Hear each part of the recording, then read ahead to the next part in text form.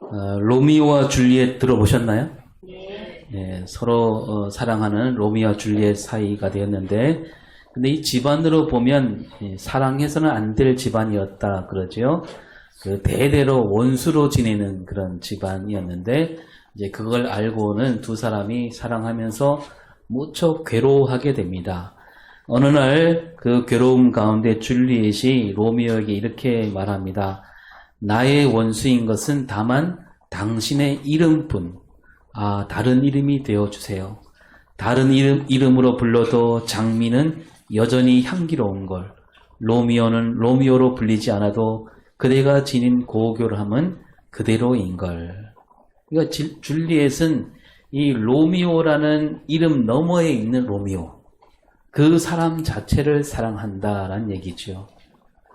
그런데 이걸 보면, 이 글을 읽으면서 그 사람 이름 너머에 있는 사람, 그런 사람이 있을 수 있을까라는 생각을 해보았고요.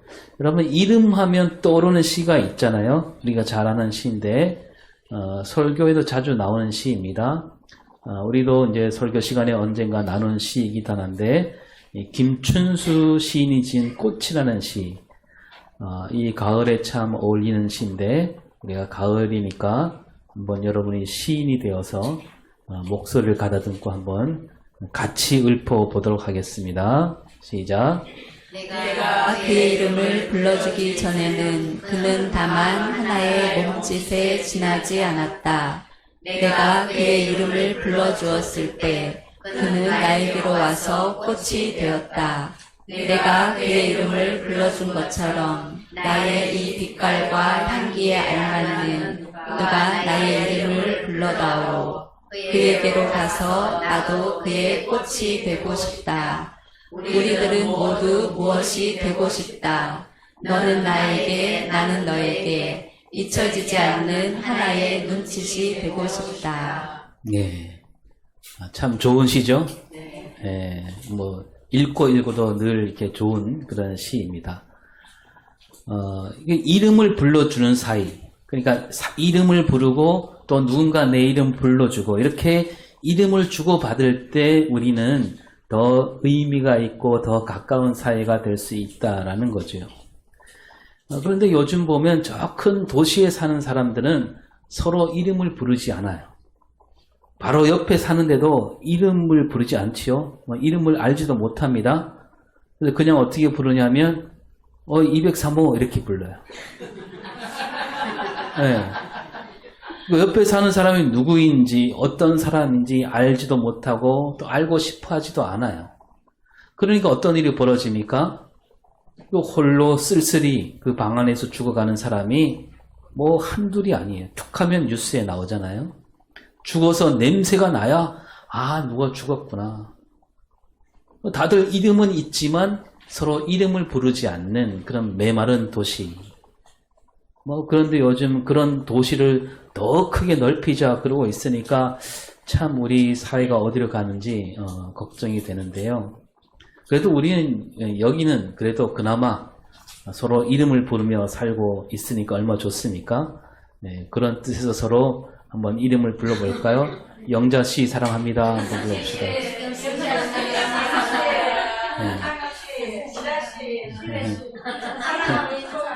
네, 고맙습니다. 오늘 성경 말씀에 보면요, 성경 말씀에서도 오늘 그런 말씀이 나요. 하나님 이름을 부르라. 32절 말씀을 읽어볼까요? 누구든지 여호와의 이름을 부르는 자는 구원을 얻으리니 이는 나 여호와의 말대로 시온산과 예루살렘에서 피할 자가 있을 것이요 남은 자 중에 나 여호와의 부름을 받을 자가 있을 것임이니라. 예. 하나님께서 하나님 이름을 부르라 라고 하시면서 그러면 어떤 사람에게 부르라고 하십니까? 어떤 사람에게? 누구든지 부르라고 하십니다. 하나님 이름을 부를 수 있는 사람은 어떤 자격이 있어야만 이름을 불러야 된다. 그게 아니라 누구든지 부를 수 있다라는 뜻이 여기에 있는 거죠. 근데 이 하나님 이름을 부르게 하셨는데 이 하나님을 이름을 부르게 한 거 이게 가만히 보면 은혜입니다. 사실요, 따지고 보면 하나님 이름을 부를 수 없어요. 아니, 하나님에게는 이름이 있을 수가 없는 거예요. 자, 우리 출애굽기 20장 7절을 볼까요? 시작. 너는 내 하나님 여호와의 이름을 망령되게 부르지 말라. 여호와는 그의 이름을 망령되게 부르는 자를 죄 없다 하지 아니하리라. 예. 우리가 잘 아는 10계명 가운데 이제 세 번째 계명이잖아요. 근데 이 말씀에 따라서 하나님 이름을 함부로 부르지 말라. 하나님은 높고 높으신 분이니까 이 낮고 낮은 자리에 있는 사람이 어떻게 하나님 이름을 함부로 부를 수 있겠느냐. 그런 뜻이 아니에요. 우리나라는 예로부터 아버지 이름도 함부로 입에 올리지 않았잖아요. 누가 아버지 이름을 부르면 예, 저희 아버지 이름은 홍길동입니다. 그렇게 말하면 안 되고 어떻게 해요? 네, 저희 아버지는 어디 홍씨고 길자 동자를 씁니다. 이렇게 해야 예를 갖춘 말이 되잖아요. 아버지 이름을 함부로 입에 올리면 안 된다라고 되어 있습니다. 그러면 이제 우리가 예수 믿는 사람에게 다른 사람이 당신이 믿는 하나님 이름이 뭐냐라고 하면 하나님 이름을 망령되게 부르지 말라고 했으니까 예, 여호와입니다. 이렇게 말하면 안 되고 예, 저기 하늘 여씨에다가 호자 와자를 쓰십니다. 그렇게 해야 될까요? 네. 그러니까 이 하나님, 내 하나님 여호와 이름을 망령되게 부르지 말라 이 말씀은요, 어떤 예를 갖추어 불러야만 한다. 그런 뜻이 아니라 하나님 이름을 망령되게 부르지 말라 이 말은 하나님 이름을 부를 때 그냥 자기 멋대로 자기 입맛대로 부르지 말라 그런 뜻이에요. 그러니까 내가 바라는 뭔가를 얻으려고 부르는 그런 이름이 아니라는 거예요. 뭔가 뜻하지 않은 일이 닥쳤을 때 막 어떻게 해볼 시간은 없고 마음이 바쁠 때 그때만 하나님 이름을 부른다면 그런 것이 바로 하나님 이름을 망령되게 부르게 된다는 겁니다. 그렇게 부르지 말라는 거죠. 자, 이 사람은 하나님 이름을 부를 수 없다. 아까 말씀드렸는데 하나님에게 이름이 있을 수 없다고 했습니다. 왜냐하면요, 이 이름이 있다, 이름을 부를 수 있다 이 말은 뭐냐 하면 그것에 대한 그 사람이나 사물에서 내가 그것을 한눈에 알아볼 수 있다는 뜻이에요. 이를테면 여러분 사과하면 요즘 사과가 엄청 비싸다 그러는데요. 이 사과는 우리 눈에 쏙 들어오잖아요. 딱 보면 사과가 보이잖아요. 동그랗게 생겼고 새콤달콤한 맛과 또 씹을 때 아삭아삭거리는 느낌이 있는 그 과일을 가리켜서 우리는 사과다 이렇게 이름을 지었잖아요. 바퀴가 달려있고 사람 힘으로 밀거나 끌지 않아도 시동을 걸어 움직이는 걸 가리켜 우리가 뭐라고 이름 붙였어요? 자동차라고 하자. 그러면서 이름을 붙이고 이거는 사과고 이거는 자동차 이거는 마이크 이렇게 부릅니다.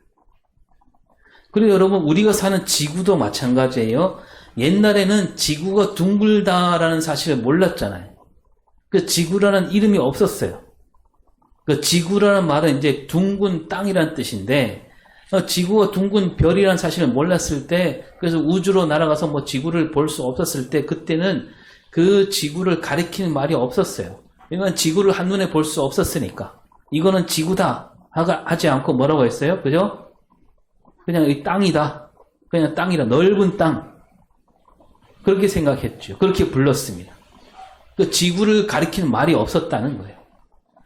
그런데 이제 지구에서 멀리 떨어진 곳 거기 가서 사진을 찍어 보니까 우리가 사는 땅이 저기 푸른 별이구나. 빛나는 별이고 둥근 별이구나 라고 알게 되고 그때부터 우리는 우리가 사는 이 별 이름을 뭐라고 불러요? 지구라고 부르게 된 거예요.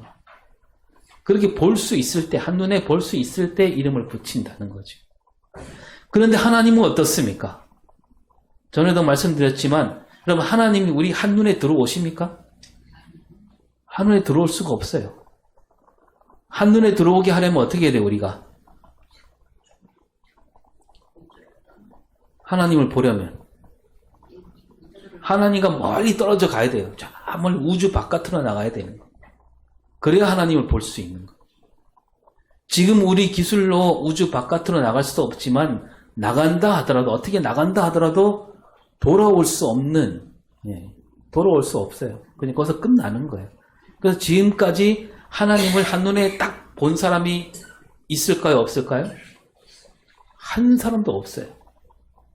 하나님을 딱 본 사람이 없어요. 볼 수가 없기 때문에.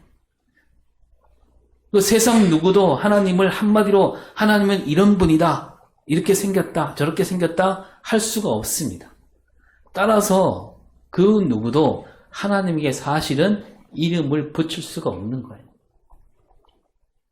이름을 붙일 수 없으니까 하나님 이름을 부른다는 것도 있을 수 없는 일이에요. 이렇게 하나님에게는 이름이 있을 수 없고 우리는 하나님을 부를 수가 없는데 하나님께서 우리에게 스스로 우리에게 이렇게 불러라고 이름을 알려주신 거죠. 이름을 알려주시고 부를 수 있도록 해주신 겁니다. 그래서 은혜인 거죠. 여러분 불에 타지 않는 떨기나무 앞에서 모세가 하나님을 만나잖아요. 이때 모세가 하나님께 묻습니다. 이때도 모세가 하나님을 만났지만 하나님이 어떻게 어떤 도포를 입고 나타난 건 아니잖아요.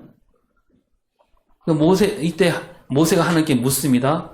지금 하나님께서 저 애굽에 가서 백성들을 끌어내라고 하셨는데 그 사람들이 애굽 사람들이나 이스라엘 백성들이나 묻기를 너를 보내신 그 분이 이름이 뭐냐라고 물으면 제가 뭐라고 대답해야 됩니까? 그러니까 모세는 그때까지도 하나님을 뭐라고 부를 수가 없는 그러자 출애굽기 3장 14절에서 시작. 하나님이 모세에게 이르시되 나는 스스로 있는 자이니라. 말해라도 있네요. 나는 스스로 있는 자. 이 말은 이제 히브리어로 말하면 에흐예 아세르 에흐예입니다. 이렇게 하나님께서 모세에게 그 이름을 알려주신 것을 우리가 봤는데 그래서 우리가 들을 때 그러면 하나님 이름은 스스로 있는 자구나 이렇게 알아들을 수가 있어요. 그래서 마치 우리가 나는 홍길동이다 나는 김철수다 라고 하듯이 하나님이 내 이름은 나는 스스로 있는 자다 이렇게 들릴 수가 있는데 그런데요 이 말 스스로 있는 자란 이 말은 그냥 우리가 알듯이 김철수 홍길동 그 이름을 나타내는 말이 아니에요.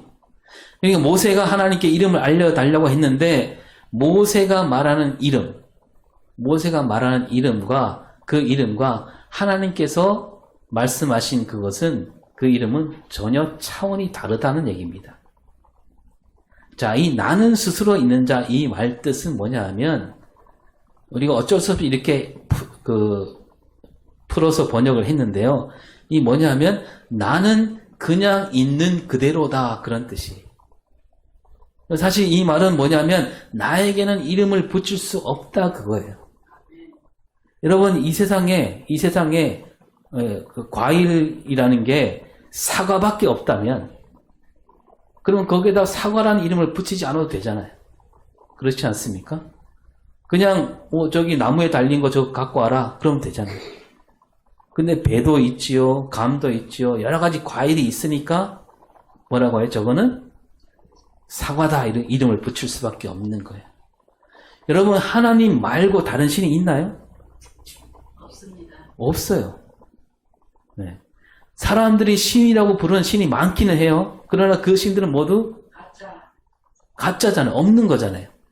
그러니까 신이 여럿 있다면 그 신들마다 이름을 붙여야 되겠지요. 그래서 저 그리스 로마 신화에 막 여러 신이 나오는데 그 여러 신이 1번 신, 2번 신 그렇게 말하지 않고 다 이름을 붙여놓고 있잖아요. 가짜긴 하지만 그래서 제우스, 헤라, 바다에 있는 포세이돈, 태양에는 아폴론, 아프로디테 막 여러 신 이름이 나와요. 여러 신이 있으니까 이름을 붙인 거 아니겠어요? 이름을 붙여야만 되는 거잖아요. 그 모세가 애굽 왕궁에 있을 때 여러 신을 봤어요. 그 신을 직접 본 게 아니라 신상을 본 거죠. 바르게 말하면 그 애굽 사람들이 여러 신을 섬기니까 그리고 그 애굽 주변에 있는 여러 나라도 다 저마다 이런 신 저런 신을 섬기고 있는 것을 알고 있는 거죠.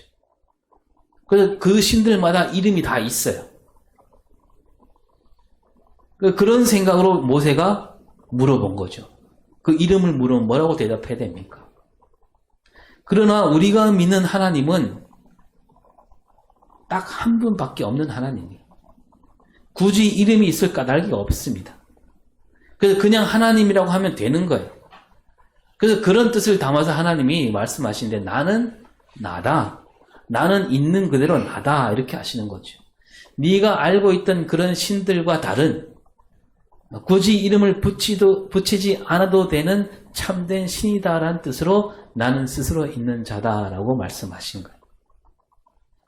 그리고 앞에 말씀드린 대로 하나님을 만났을 때 저분은 하나님이다라고 한눈에 알아볼 수 있어 이름을 붙일 수가 있는데 그 크기가 워낙 한없이 크신 분이기에 우리가 알아볼 수 없으니까 이름을 붙일 수 없다는 거죠.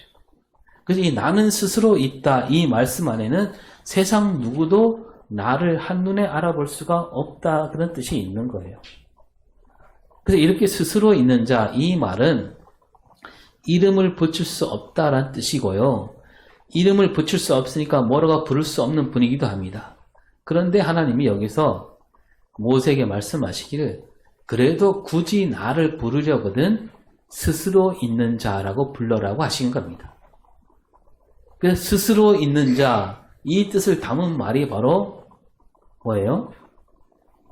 우리가 말하고 있는 여호와입니다. 여호와. 네. 하나님은 어떤 신이란 뜻이잖아요. 그래서 엘리야가 뭐라고 합니까? 갈멜산에서 여호와가 하나님이거든 그 다음에 바알이 하나님이거든 이렇게 말하잖아요. 하나님이란 말은 신이란 얘기고 여호와 바알 이렇게 나눌 수가 있는 거죠.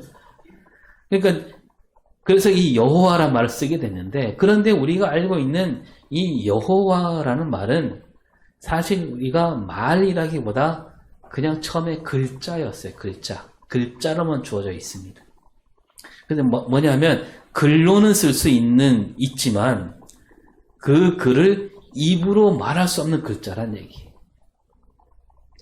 여러분 이 히브리어로 보면 이 여호와라는 그 말이 네 글자로 되어 있는데 그래서 이 네 글자를 가리켜 사람들은 이제 거룩한 네 문자, 신성 사문자라고 말합니다. 이 유대인들은 그 글자에다가 그 홀소리를 붙이지 않습니다. 말하자면 우리 한글로 치면 이제 기역, 미은, 디귿, 리을 이거는 이제 우리가 닷소리라고 하잖아요. 닷소리는 뭐냐면 어디에 이렇게 닿아야만 소리가 난다 그런 뜻이고 아야, 어요, 오요, 우유, 의 이거는 홀소리. 홀소리는 홀로 소리를 낼 수 있다는 얘기예요. 그래서 이렇게 이렇게 써놓으면 이걸 읽을 때 우리는 그냥 라고 읽잖아요. 네. 닷소리만 갖고 소리를 낼 수 없어요. 그래서 기역이 있으면 이 기역이 소리를 가라는 소리를 내려면 여기 아가 붙어야 되는 거 아니겠어요? 근데 이제 이 히브리어를 쓸 때는 그런 홀소리가 하나도 없어요. 그냥 닷소리만 있어요.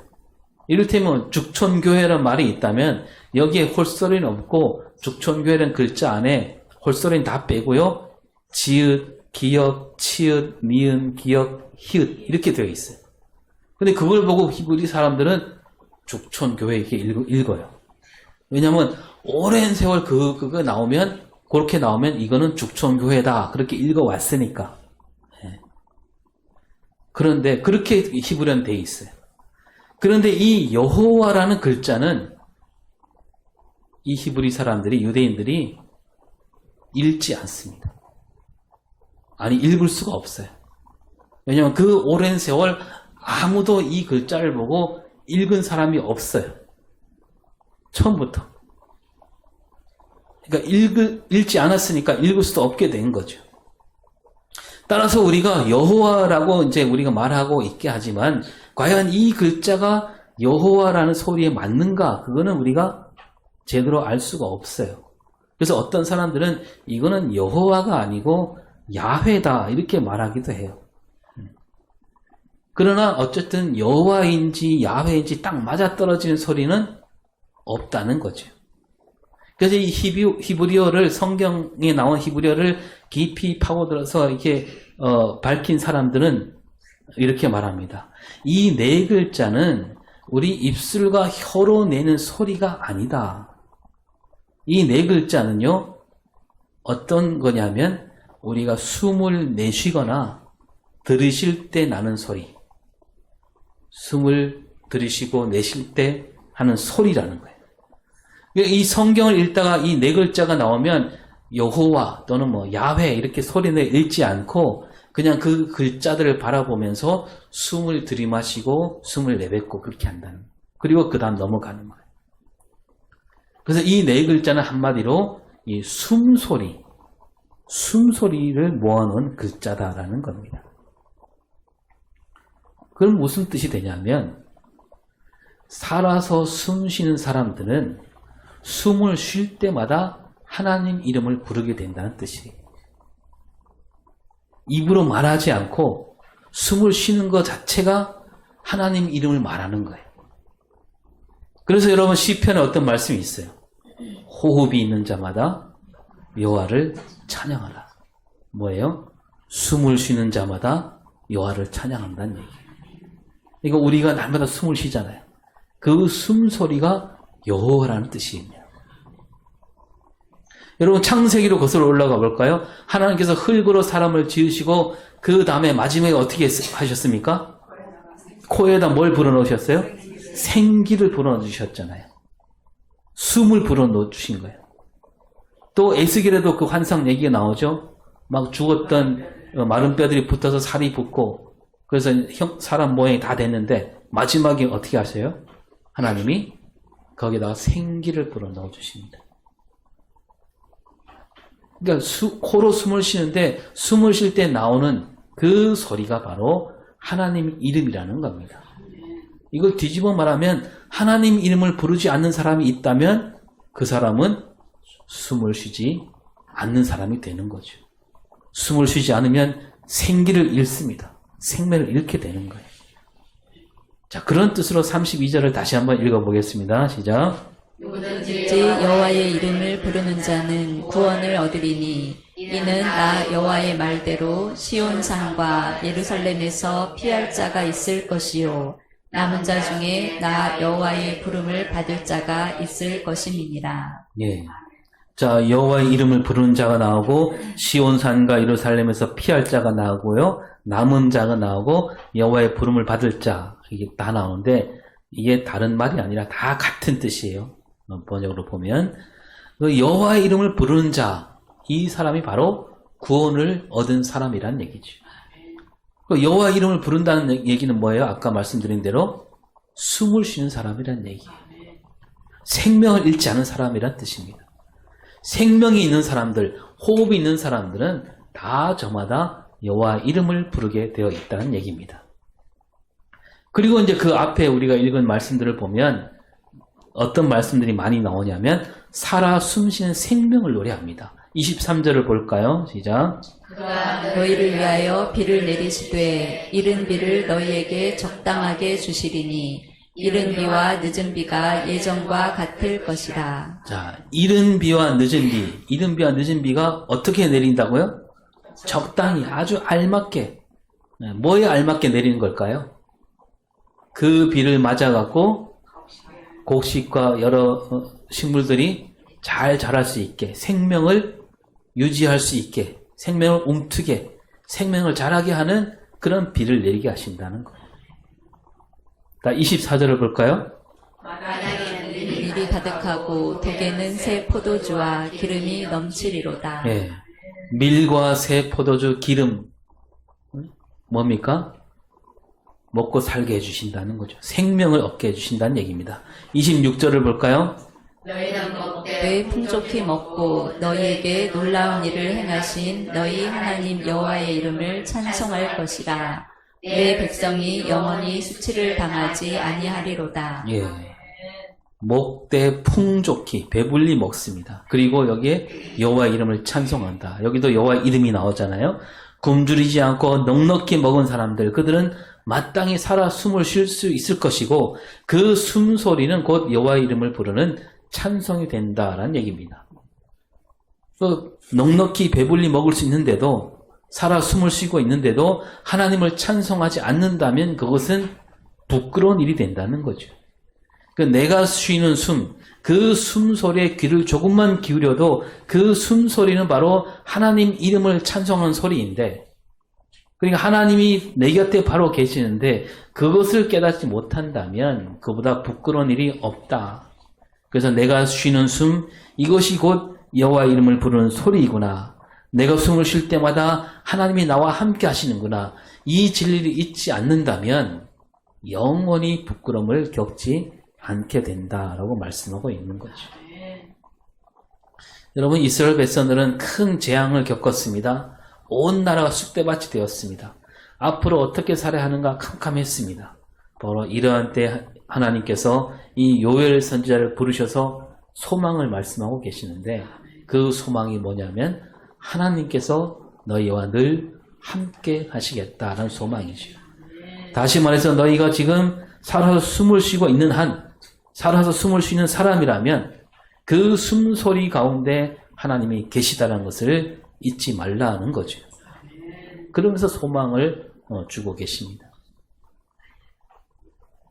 근데 이게 끝이 아니었어요. 28절을 볼까요? 시작.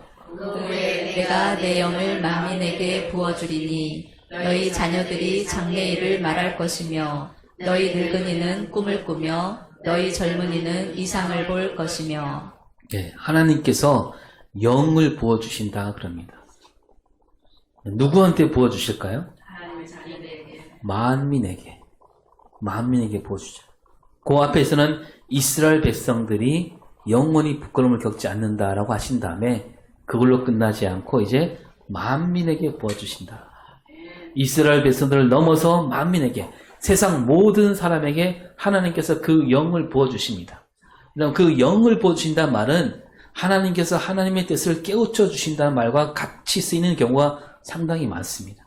오늘 이 말씀도 영을 부어주신다는 말은 하나님께서 그들에게 깨우침을 주신, 영을 부어주셔서 가르쳐 주신다는 얘기입니다. 뭘 가르쳐 주실까요?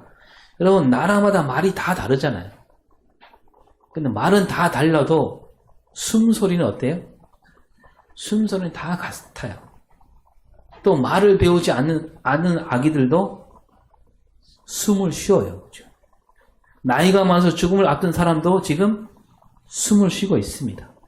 따라서 하나님께서 영을 부어주셔서 모든 사람이 숨소리 가운데 하나님이 계시는 것을 가르쳐 주신다는 겁니다. 하나님 이름은 따라서 세상 모든 사람이 부를 수 있는 이름이라는 얘기예요. 하나님은 만민에게 영을 부어주시면서 숨을 쉬는 모든 사람, 그 모든 사람으로 하여 하나님 이름을 부르고 있다는 것을 깨닫게 해주신다는 거죠.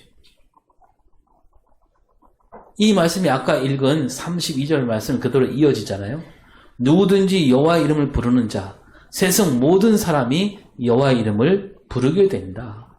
숨을 쉴 때마다 나는 소리, 그 소리가 바로 여호와 이름을 부르는 소리라는 이 진리를 세상 모든 사람이 깨닫도록 가르쳐 주신다라는 얘기입니다. 그런 뜻을 다시 한번 읽습니다. 32절 시작. 누구든지 여호와의 이름을 부르는 자는 구원을 얻으리니 이는 나 여호와의 말대로 시온산과 예루살렘에서 피할 자가 있을 것이요 남은 자 중에 나 여호와의 부름을 받을 자가 있을 것임이니라. 네. 여호와 이름을 부르는 자는 구원을 얻는다. 남은 자 또 피할 자 다 같은 사람이라고 했습니다. 마지막에 여호와의 부름을 받을 자도 같은 뜻이라고 했습니다. 그러니까 뭡니까? 여호와의 이름을 부르는 자는 또한 하나님께 부름을 받는 사람이 된다는 얘기죠. 앞에 보면 31절에 여호와의 크고 두려운 날이 온다라고 했습니다. 이 여호와의 이름을 부르지 않는 사람에게는 이 날이 크고 두려운 날이 되는 거죠. 여러분, 여호와의 이름을 부르지 않는 사람이 어떤 사람이에요? 하나님이 함께 하심을 믿지 않는 사람들이에요. 숨소리와 함께 하시는 하나님인데 그 진리를 잊은 사람들이죠. 그들에게는 어떤 날이 됩니까? 크고 두려운 날이 되는 거죠. 숨을 쉴 수 없는 날이 되는 거예요. 그러나 여호와의 이름을 부르는 자들에게는 그 날이 기쁜 날이고 즐거운 날이 되는 거죠. 하나님은 이렇게 우리가 하나님을 볼 수 없어서, 한눈에 알아볼 수 없어서 우리가 하나님 이름을 부를 수 없지만 하나님이 우리에게 그 이름을 부를 수 있도록 은혜를 베풀어 주셨습니다. 그래서 우리가 오늘도 여러분 숨 쉴 때마다 이 숨소리 가운데 하나님이 계시는구나. 이 숨소리가 바로 하나님 이름이구나. 이 진리를 우리가 잊지 말아야 됩니다. 그래서 우리가 세상에 태어날 때 우리가 숨을 쉬면서 태어나잖아요. 뭐냐면 태어날 때부터 우리는 하나님 이름을 부르면서 태어나는 거죠. 마지막 숨이 넘어갈 때까지 우리는 하나님 이름을 부르게 되는 거예요. 그래서 우리가 마지막에 죽음을 앞둔 분들에게 그렇게 말할 수 있는 거죠. 지금 숨을 쉬는 이 숨소리가 바로 하나님 이름이다. 지금 하나님이 함께 하신다. 하나님은 이렇게 언제까지나 우리 가운데 계시는 거예요. 그러면 우리가 어떻게 살아야 됩니까? 앞에 말씀드린 대로 하나님이 우리를 불러주셨다 했습니다. 하나님께서 우리를 불러주셔서 우리는 이제 영원히 잊히지 않는 하나님 나라 백성이 된 겁니다. 하나님 나라를 일구는 일꾼으로 삼아주셨습니다. 그래서 우리가 이제 살면서 우리 손짓, 우리 발짓 하나하나 그 하나님 뜻에 어긋나지 않도록 해야 되는 거죠. 우리가 뭘 할 때마다 우리는 숨을 쉬지 않는 때가 없잖아요. 하나님 이름을 부르고 있잖아요. 그러면서도 하나님 뜻에 맞지 않게 산다면 그건 부끄러운 일이죠. 우리 입에서 나온 말도 우리 숨소리와 함께 나오게 되어 있습니다. 따라서 우리가 쓰는 말, 우리 눈짓, 이 모든 것이 하나님 뜻에 어긋나지 않도록 하나님 이름을 늘 부르는 사람으로서 하나님께 부름을 받은 사람으로서 부끄럽지 않는 우리 하루하루 삶이 될 수 있기를 바랍니다. 기도하겠습니다. 하나님은 우리로 하여 하나님 이름을 부를 수 있도록 해주셨습니다. 우리가 숨을 쉴 때마다 하나님 이름을 부를 수 있게 해주셨습니다. 그 하나님 이름을 부르는 사람으로서 부끄럽지 않는 우리 삶이 되게 하시고 하나님께 부름을 받은 사람으로서 맡겨진 일들을 잘 해내는 우리 신앙과 우리 삶이 되게 하여 주시옵소서. 감사드리며 예수님 이름으로 기도합니다. 아멘.